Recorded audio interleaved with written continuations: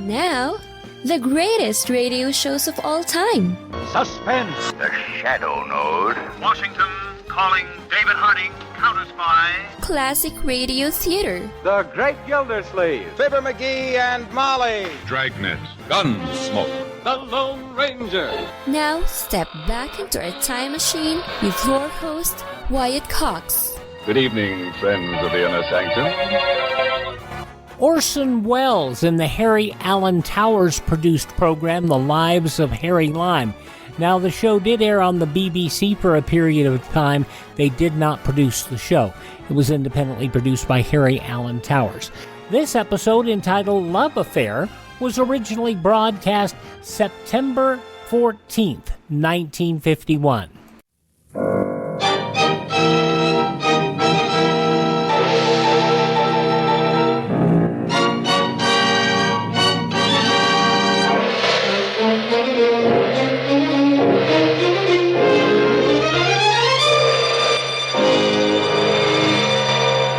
Presenting Orson Welles as the Third Man.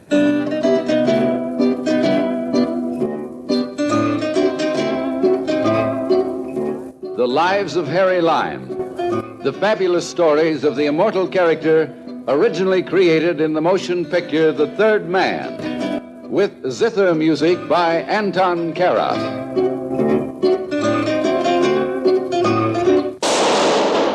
That was the shot that killed Harry Lime. He died in a sewer beneath Vienna, as those of you know who saw the movie The Third Man. Yes, that was the end of Harry Lime. But it was not the beginning. Harry Lime had many lives, and I can recount all of them. How do I know? Very simple. Because my name is Harry Lime.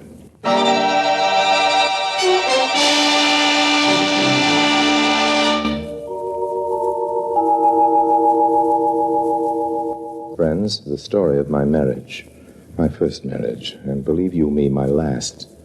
It all began in the funny little city of Becorata. There isn't much to do there except get married. Principal local occupation, of course, is getting rich, and that's what brought me to Becorata. It's hidden away, as you probably know, in a remote corner of Saudi Arabia. Mines of black gold, oil derricks dot the landscape as far as you can see, and huddled beneath these modern steel skeletons lies a city as old as the East. Curio dealers hawk their wares in the narrow winding streets. Beggars doze in shadowed doorways. Robed Arabs mingle with Europeans in soil whites. And the city drowses with all the indolence of Asia. An ideal place for a murder and a double cross in oil. Oil to grease the skids of fortune for Harry Lime. And now, Orson Welles as Harry Lime, the Third Man in Love Affair.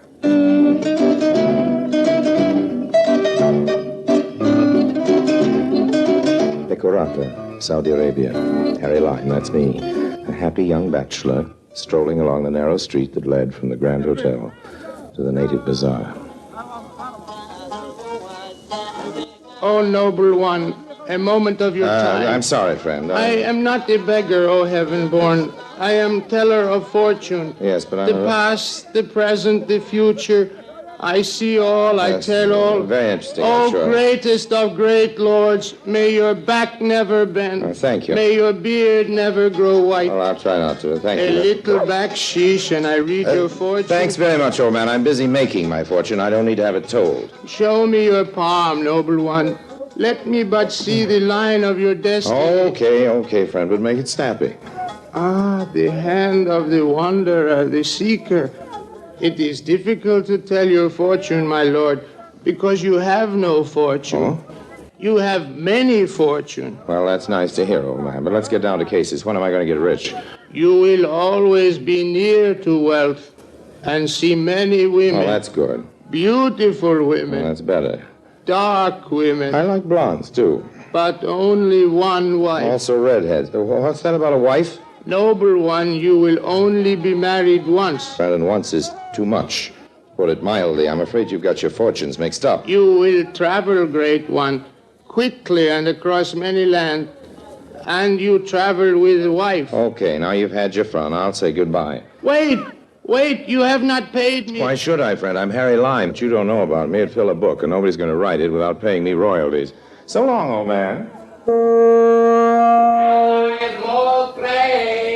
Still the same sweet, generous Harry Lime. Schweig, what are you doing in Beccarata? Just exactly what you think I'm doing, checking up on you. The same sweet, lovable Carl Schweig. Where can we talk, eh? Almost anywhere. It's the time for salat. No one will bother us. Come on. Go into this cafe here. It doesn't look very clean. It'll answer your needs, don't you think? You follow me? Well, there doesn't seem to be anyone around. What do you want, Schweig? What do I want? I want to know whether you've obtained the oil leases. That is what you're being paid for, isn't it, Mr. Lyon? I'm not too well paid. Quit toying with me, Harry. I'm not toying with you. What do you expect? Everything in this city moves by inches. I've made friends here. I'm real chummy with Aleph, and I think I've got him in a receptive mood. Actually, I'm sure he doesn't realize how important oil is going to be here in a few years. But I can't force him to sign the minute. Things don't work that way. I know. We have perfect confidence in And why did you come here? To make sure that our confidence wasn't misplaced. Oh, I see. And you think you might be able to settle the matter of the oil leases? I have an appointment with the Elephant late this afternoon. He's out at his summer palace now. It's about 40 miles from the city. When I get back, I'll get in touch with you. You'll be at the Grand Hotel, I guess. I'll be gone by this afternoon, Harry, but I do have others working for me. I'll know it if you try to double-cross me. Your government will get the leases, Schweig. Now, about the money. I brought you a draft to pay for your services to date. Here. And thank you. Oh, hey, what's this? Hey, this hardly covers my hotel bill. My fare getting here. You're trying to... Your final payment will be waiting for you at the Bank International when you have concluded negotiations. But how will anyone at the bank know when I... They'll know, Harry. They'll know.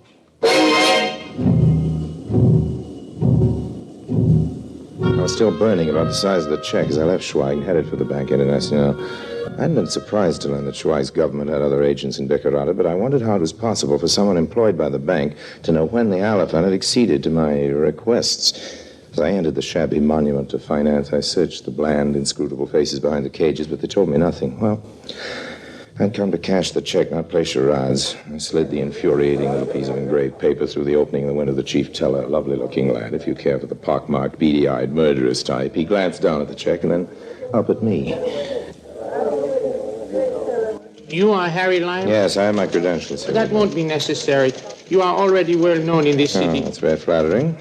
How did you want this, Mr. Lyon? I don't care about the denominations, but I wanted American money. American money? Yeah, you see, I'm an American. I'm sentimental about American money. Very well, Mr. Lyon.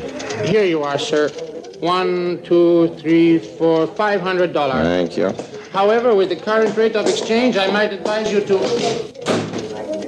Pardon me, Mr. Lime. Huh? I apologize for approaching you on the street, but I must speak to you at once. Who are you? My name would not mean anything to you, but I can tell you this. I am no friend of Karl Schweig. Oh, that's good. Any enemy of Karl Schweig is a friend of mine. What can I do for you? It is a matter of what I can do for you. To begin with, may I drive you back to your hotel? I have my own car. You do not own a car, Mr. Lime, and the Citroën you have rented you did not use today. You left it in the hotel garage to be serviced. You want it in good running order for your trip to the Alafin Summer Palace later in the day. Mm-hmm. I'd be delighted to accept a lift back to the hotel. That's your car there? Yes. Gregory? The car is my own, incidentally. There are some governments that are not as cautious with their purse strings as the employers of your Mr. Schweig. Gregory, we will drive Mr. Lime to the Grand Hotel. Do not hurry. Well, old man, you know all about my car, my engagement this afternoon, apparently my business here in Beccarata. What more would you like to know? You do me any justice, Mr. Lime. I do not seek anything. I wish to give you something here. What do you want kidnapped for this kind of money? Mr. Lime, we are both here in Beccarata for the same thing, but there are two major differences. You want the oil leases for the country who gave you that check you just cashed at the bank. I want the leases for another power. Yes. To date, you have been successful, and I have not been. I have no signed agreements, You old man. will have. Authoritative sources tell me that it has become a personal thing between you and the Alafin. You have exercised great charm on him. He will sign the leases made out by you to whatever power you select. Maybe. I want you to make out the contracts for my country. But Schweig's already given me several payments. Payments? How do they compare with the money you now hold in your hand? Well, they don't compare, but I can't accept this money. I've already assured Schweig. Look, Harry Lime, I know you. I know how your mind works. I have worked with men like you for years. Your loyalties belong to the highest bidder. In your hand, you hold the largest price yet offered for your services. When you present the contracts to the Alafin tomorrow, I am sure they will contain the name of the right country. A minute later, I was walking toward the bar of the hotel. I wasn't clutching the money the Baron had offered me in my tight little fist anymore. No, it was making a comforting bulge in my wallet. The long mahogany gate to forgetfulness was deserted except for George Harris. George is a sort of glorified tourist guide who sometimes brought parties of American travelers to see the quaint charm of ancient Becurata. Quaint yet. I'm not crowding you, am I, Lime? You were here first, so you couldn't be crowding me. All right, then you're crowding me, and it's a long bar. If there's anything silly looking, it's a long bar with one drinker at one end, one at the other. Come on, Harris, break down, have a drink with me. Lime, it may interest you to know that when I bring tourists here, I give them a little indoctrination lecture. Oh, that's great. And part of it consists of a warning to keep away from a very unsavory American expatriate by the name of Harry Lime. You think I'm capable of contaminating you and your camera-toting babbitts? I don't quite know what you're capable of, but the tourists who can afford to include a side trip to the Orient in their itinerary obviously have money. There's no sense in waving a branch of honeysuckle in front of a bee. Well, I guess that's my cue to buzz off, Mr. Harris. Don't worry about my trying to get even with you for all the nasty things you said. I'd much rather have my revenge when you're not prepared for it. I wasn't hungry, but I walked into the dining saloon. George Harris followed me, headed for a table festooned with his party of tourists.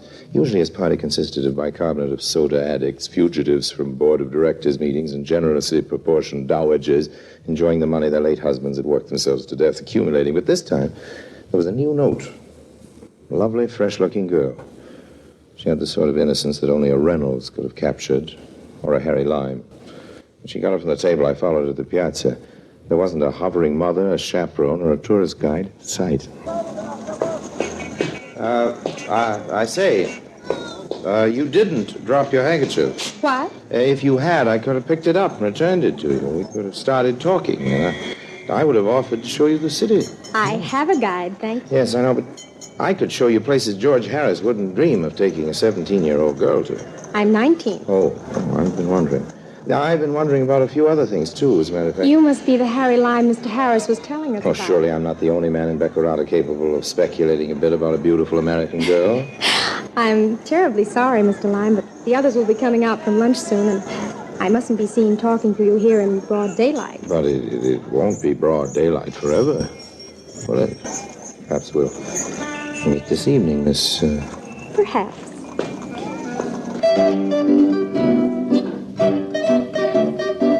Girl was a real looker. But with all the looks, she was pushed to the back of my mind as I got to the summer palace of the Elephant later that afternoon. I rented Citroën. I was behaving nicely, and I guess I wasn't watching the road too carefully because suddenly the ordinarily deserted strip of pavement became crowded, and I had to pull to a stop. Arabs riding burros crowded about the car. There were some half-castes on foot climbing on the running boards. In front of the car were 3 or 4 Bedouins, pretty fierce-looking customers with old-fashioned muskets slung over their shoulders. Hey, what's all this about? I'm on my way to see your ruler. If I'm detained, you'll be very angry. I say, isn't there somebody here who speaks English? I speak English, Mr. Well, Lime. you're the chief teller from the Banque Internationale. That's one of my occupations. Move over, Mr. Lime. We have many things to talk about before you have your meeting with the Alafin.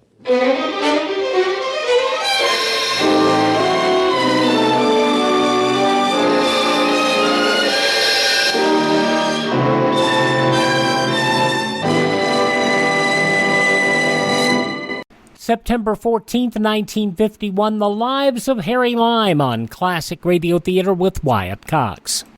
Has someone in your family lost a job recently, and now you can't afford your mortgage payment? Or do you have a rental property, and your tenants aren't paying you? We can come to the rescue and pay you cash for your home immediately.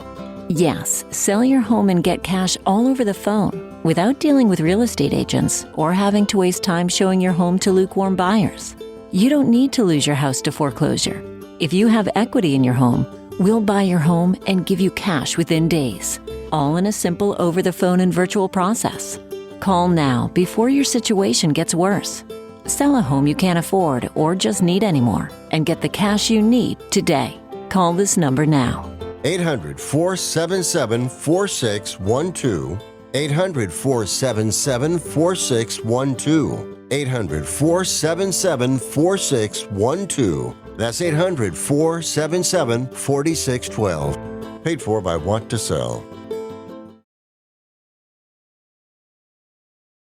Now on Classic Radio Theater with Wyatt Cox, more The Lives of Harry Lime, starring Orson Welles, September 14th, 1951. Love Affair.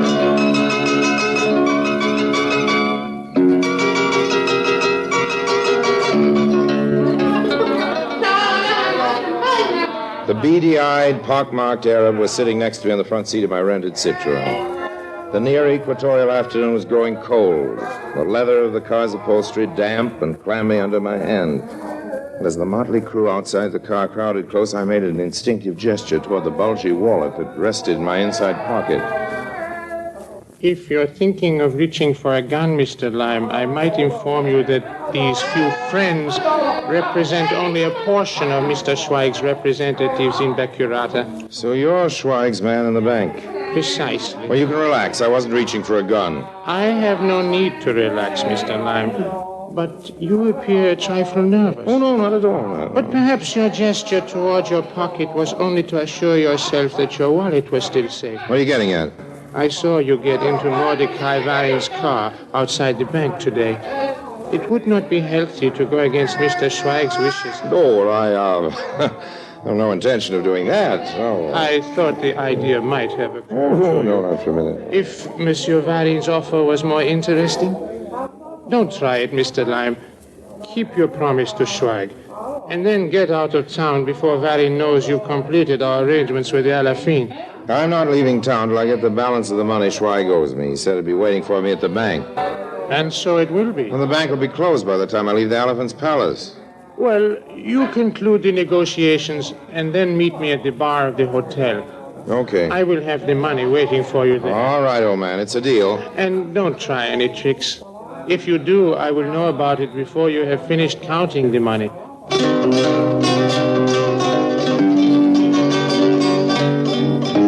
My meeting with the high potentate of Becurata was an infuriating ordeal of delay.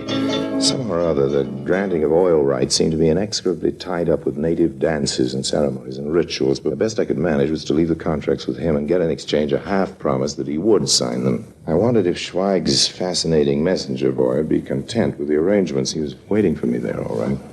I came prepared, but I have been informed that the Alafin did not sign the contracts. Look, if you know they weren't signed, you also know I made them out the way you wanted them, in favor of the Pa Schweigen you represent. My job here is finished. Even if I wanted to stick in Becurata until the old Dodo gets around to signing them, I couldn't. Not with Baron in town. I want the money. I've got it coming to me. Now, do you understand? Now. I'm not sure Schweig would approve. You've got the money in your side pocket. I can see the bulge. Now, pull it out and start... Watch out, Lime. Baron knows. He must have been dead almost before I reached over and took the money from his side pocket. I could hear him topple from his chair as Baron and a handful of thugs burst into the room through the doorway. Each one of them had shot him. They fired after me as I streaked out of the back door, and I reached the rear of the hotel and jumped into the Citroën. Stepped on the starter, and as the motor caught, I clashed the gears. The car leaped toward a narrow, tortuous street. I wasn't sure where it led, but already I could hear other cars starting behind me. Natives and animals sprang out of my way as I careened down the winding street. Cars were further away now, but ahead of me I could see people milling about near a dimly lit cafe. There was a figure in white. Suddenly I could see there was the girl, the American girl from the hotel. I don't know why, but something made me stop. Lime, help me. Oh, jump in. Get me away from here quickly. Hold on. Out of the way. Watch out. What were you doing in the native quarter? George Harris wouldn't take me where I wanted to go, and I wanted to see the places you spoke about this afternoon. So I slipped out of the hotel after dinner, and I went to that native cafe back there. A horrible place. 2 natives came up to my table, and I started to sneak out, and they followed me. Oh, I was never so happy to see anyone in my life. That's all right, honey. I'll take care of you. You'll be all right. But I can't call you 19 years old, American girl. Well, my name's Marion Lawrence. Hello, Marion. I'm an orphan, and a distant relative of mine died a few months ago and left me a little money. So I quit my job and decided to take a world cruise. And George Harris? No, I didn't take one of those planned cruises. I just happened to join the conducted tour to Becurata last weekend, and I wish I'd never come now. You better send a wire to Harris, though. He might notify your relatives or someone if you don't show up back at the hotel. Well, there's no one to notify. I have no relatives or friends over here. Mm-hmm. Have your passport with you? No, I haven't. Well, I know someone near the border who's very talented as an engraver. However, we might obviate a lot of trouble by having him make out your passports with some new names. Say, Mr. and Mrs. Joe Smith of Cleveland, Ohio. That might do for both of us. How's that sound to you? Sounds real exciting. Like we were spies or espionage agents or something.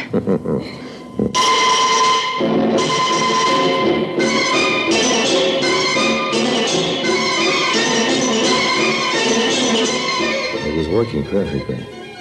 Marion was enthralled with the excitement and the romance of our adventure. It would take time for Vera and whoever else might be following me to pick up the trail. But by the time we'd crossed the border, all of that was changed.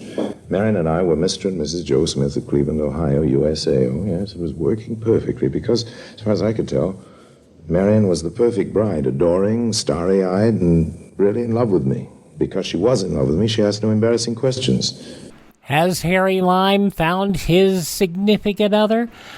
From September 14th, 1951, The Lives of Harry Lime, the Third Man, here on Classic Radio Theater with Wyatt Cox. The conclusion follows these important words right here on your favorite station. You know, it's true. Difficult times have a way of focusing us. We have to think about what matters most when it comes to our spending, our health care. No doubt. This is why so many people are joining Medishare right now. Medishare is a trusted way to save up to 50% on your monthly healthcare costs. More than 400,000 people have already made the switch. It's pretty obvious why, too, especially now during this challenging season with healthcare costs and out-of-pocket expenses going up. Medishare can save you a lot of money. The typical family saves $500 a month. And Medishare is a Christian healthcare sharing ministry that's worked beautifully for 29 years. There are different options to choose from to fit your budget. I'll give you the number here in a second, and if you call, you can get a price within 2 minutes.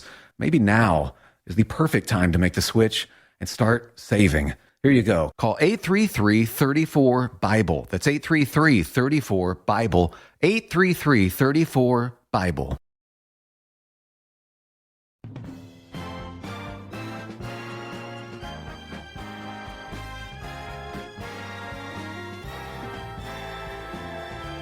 Now on Classic Radio Theater with Wyatt Cox, the conclusion of The Lives of Harry Lime, the Third Man, and the Love Affair, September 14th, 1951.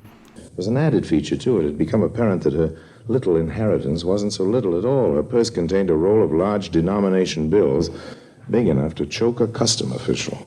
Did I embarrass you, dear, insisting on paying for my own clothes? Oh, no, you didn't embarrass me at all. But I'm constantly being surprised to find that you can buy Parisian models almost anywhere in the world if you have the money. Do you think it's safe traveling by car? Don't you think maybe we'd better leave it and take a train, Harry? I told you to get in the habit of calling me Joe. Oh, I'm sorry. Why shouldn't I be safe? What are you hinting at? Oh, nothing. It's just that you told me the car was rented, and I thought... Well, stop thinking. Oh, I'm sorry, Marion, old girl. Nerves, I guess.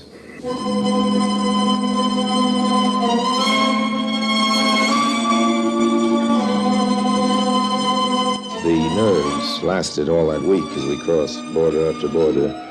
Pecoraro was a long way back now, but I still kept imagining that I saw Varan in crowds as we went through custom offices. I thought I caught a glimpse of Schweig as we ate dinner in a funny little restaurant in Istanbul.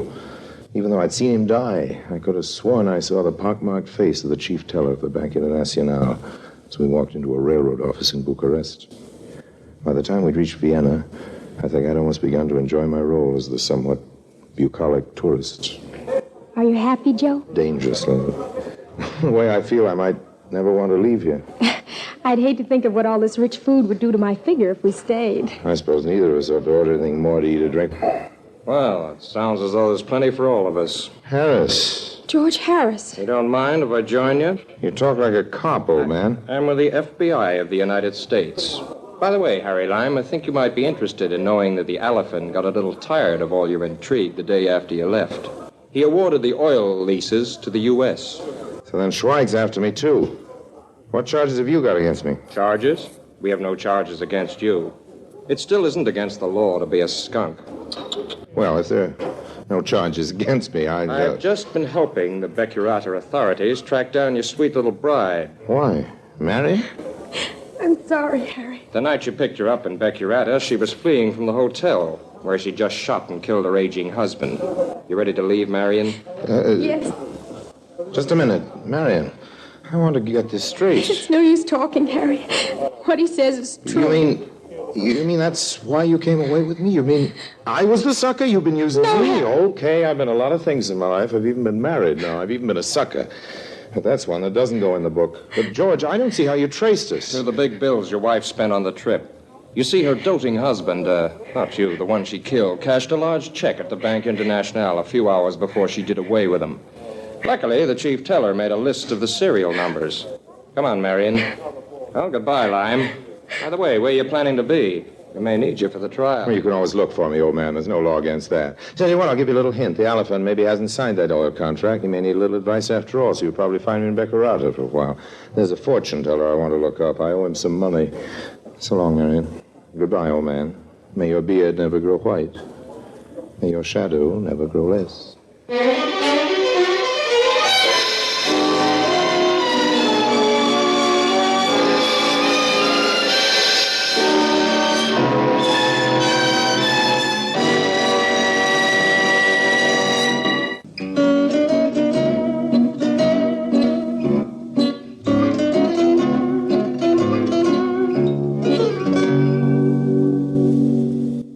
Friends, it was a short marriage, but a very pleasant one. And if you should settle down somewhere and start enjoying easy living, rich food, and fine liquor, don't worry about what it'll do to your figure. Just about the fat it tends to develop between the ears. September 14th, 1951, The Lives of Harry Lime on Classic Radio Theater with Wyatt Cox. Attention Walmart shoppers. Now you can order one of the most advanced hearing aids on the market for hundreds, not thousands of dollars. Hearing Assist's most advanced product lineup includes models that use an exclusive app for enhanced control over what you want to hear. It's perfect if you have a smartphone or iPhone to hear everything better. And we have two great ways for you to get one. You can call the number at the end of this ad and order directly. Or you can call this same number and we will text you a complete list of Walmart Vision Center locations. We make it easy for you to hear better. Remember, call this number today to order and have a text message instantly sent to your phone to find the Walmart Vision Center near you. Here's that special number. Call 800-360-0597. 800-360-0597. 800-360-0597. That's 800-360-0597. Now, as Johnny Dollar is so fond of saying, time for the wind-up. Part 5 of the 5-part Yours Truly Johnny Dollar story, The Confidential Matter, from September 14th, 1956. From Hollywood, it's time now for... Johnny Dollar. Capitan Garcia Ramullo, senor. Oh, Garcia. Of the Panama Federal Police. Tell me, have you... Senor, the most intensive troubles are being extended in this matter.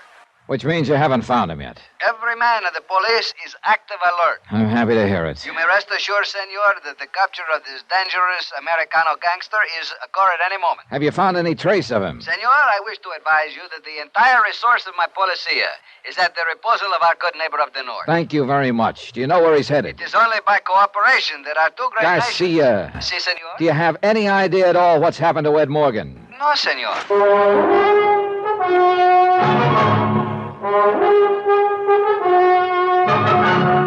Tonight and every weekday night, Bob Bailey in the transcribed adventures of the man with the action-packed expense account.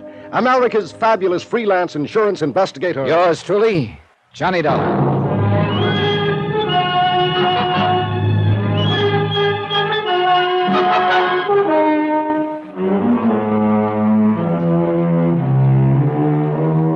From Special Investigator Johnny Dollar, location Panama. To the Home Office, Eternity Mutual Insurance Company, Hartford, Connecticut. Assignment, The Confidential Matter. Expense account, final page.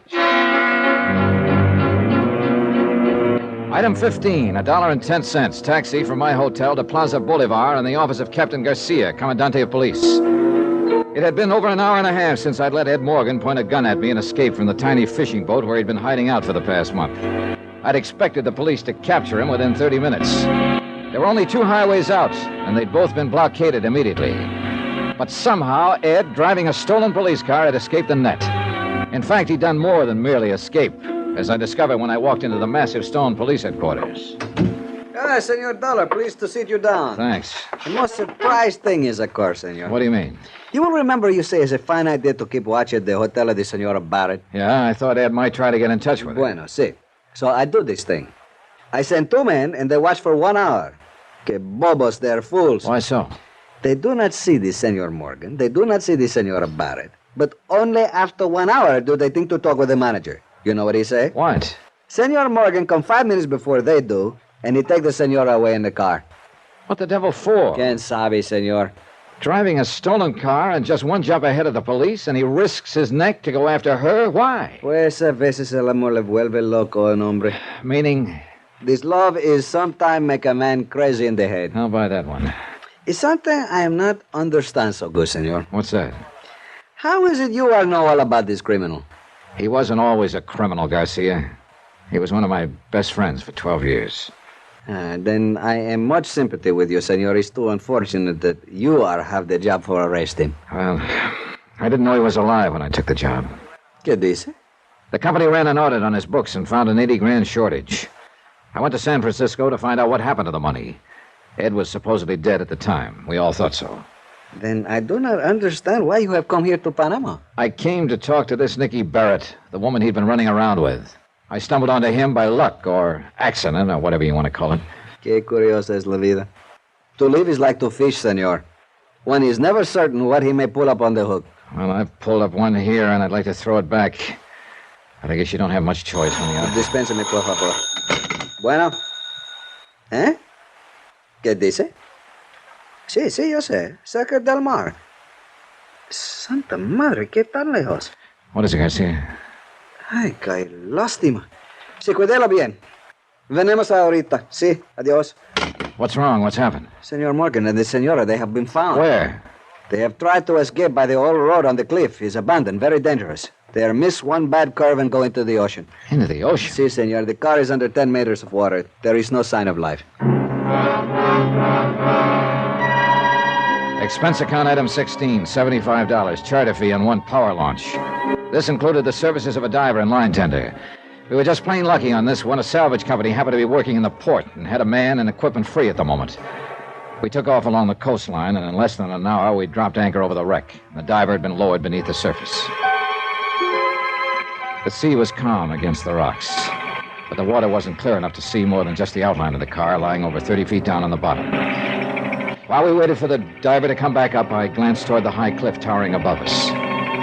A month ago, there'd been another cliff like that in San Francisco. Like I say, senor, life is too strange sometimes. So is death.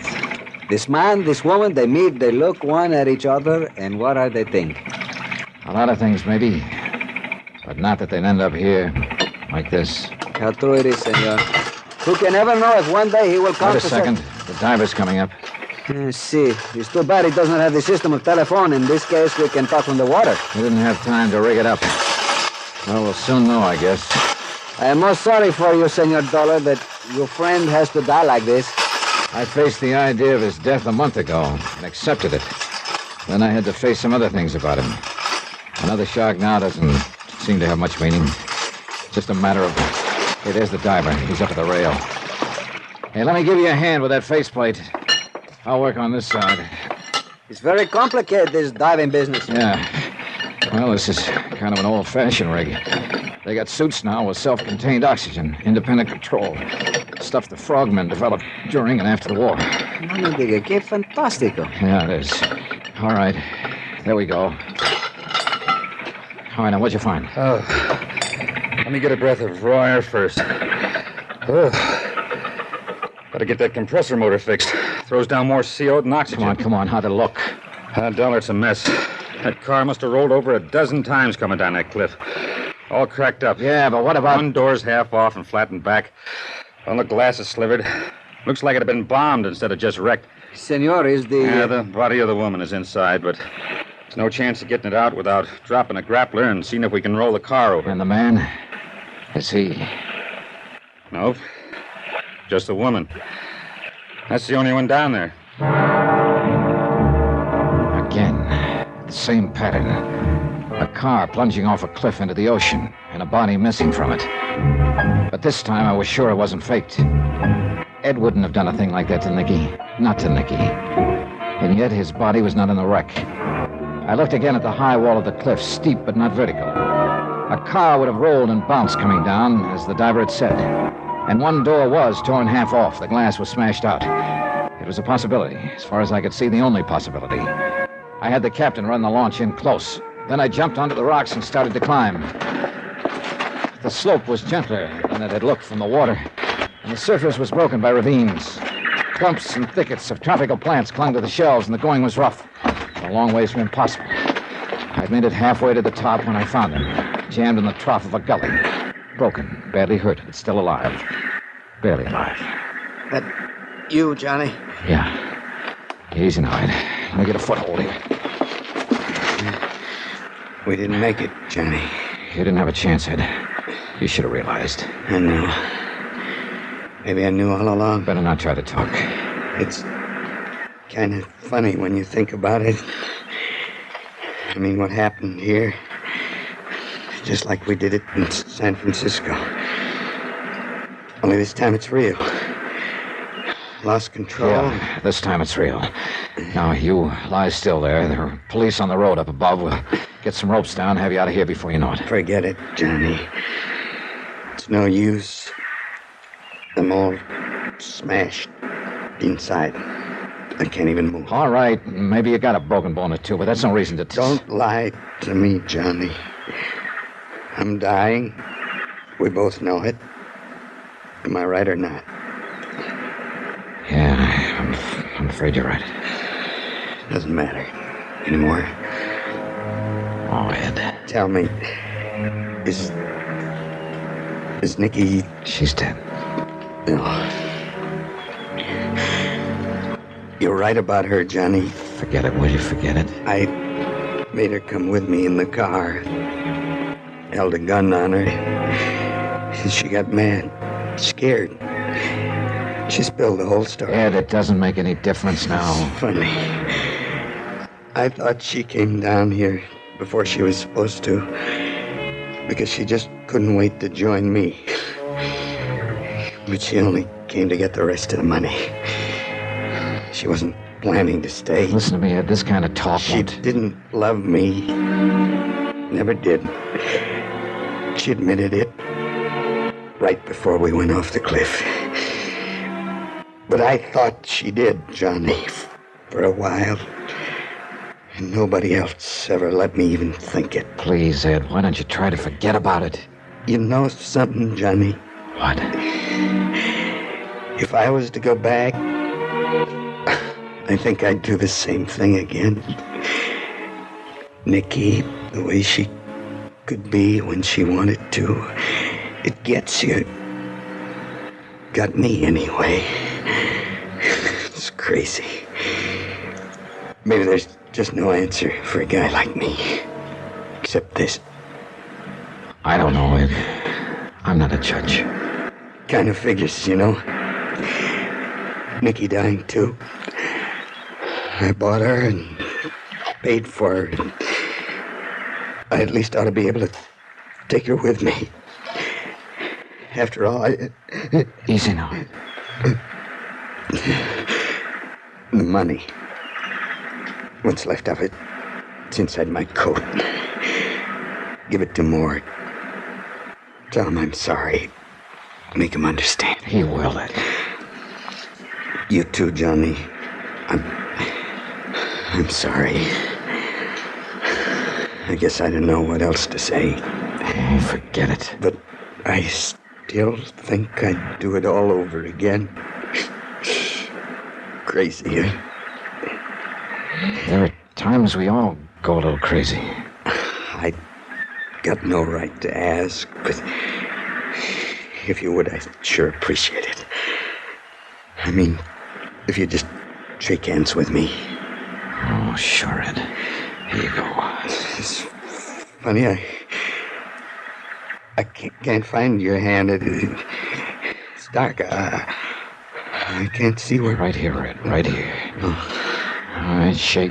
You ugly old son of a gun. Thanks, Johnny. Thanks for not...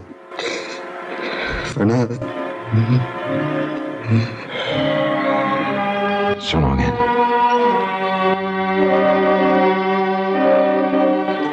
Item 17, $487.25. Hotel and incidentals in Panama and transportation back to the States. Expense account total $912.61. Am forwarding under separate cover by American Express insured $62,112.30. End of account, enter report. Remarks? No, Mort, not on this one. Ed Morgan was my friend. The report stands. Yours truly, Johnny Dollar.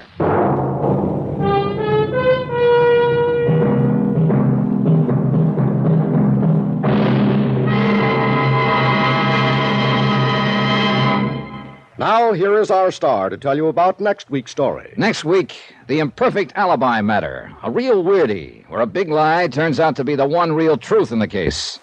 Join us, won't you? Yours truly, Johnny Dollar. Yours truly, Johnny Dollar, starring Bob Bailey, is transcribed in Hollywood. Written by Les Crutchfield. It is produced and directed by Jack Johnstone.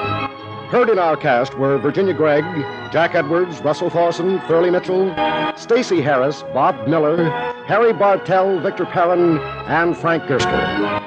Musical supervision by Amerigo Marino. Be sure to join us on Monday night, same time and station, for another exciting story of Yours truly, Johnny Dollar. Hugh Brundage speaking. September 14th, 1956. Yours truly, Johnny Dollar on Classic Radio Theater with Wyatt Cox. Your name, ma'am? Civil defense is common sense. This is Joni James. After nuclear attack, radioactive fallout will be a potential threat to every living thing. You can't hear or smell or taste fallout. Often you can't see it, so you must take shelter and stay there until told it's safe to leave. Civil defense is common sense. This is Fred McMurray. Home shelters can be built for as little as $100. Simple plans for building inexpensive home shelters are available free from your Civil Defense office. Ask for a copy of the Family Fallout Shelter booklet. 2 for 1 there. Thank you for tuning in to Classic Radio Theater with Wyatt Cox. Please thank this station and support their advertisers because it's their kindness and courtesy that allows us to be here on your favorite station each and every time we roll around. And don't forget, these stations, in addition to all the bills you have, the government slapped a big hike on the regulatory fees that radio stations have to pay. So help them by supporting the advertisers. And if you miss a day here on this station, you still don't have to miss a show. You can find our shows on demand at classicradio.stream. That's classicradio.stream. There you'll also find a list of podcast sites where our shows are available on demand as well for download. You can also learn about building a classic radio collection of your own. You can also find all of our social media links. And if you're so inclined, you can buy me a coffee. That Buy Me a Coffee money goes not to buy me coffee or anything else, but to help us build our classic radio collection, additional collections of shows from other collectors. Thank you for tuning in. Tell all your friends the great radio shows are right here at this spot on the dial. Classic Radio Theater with Wyatt Cox on your favorite radio station.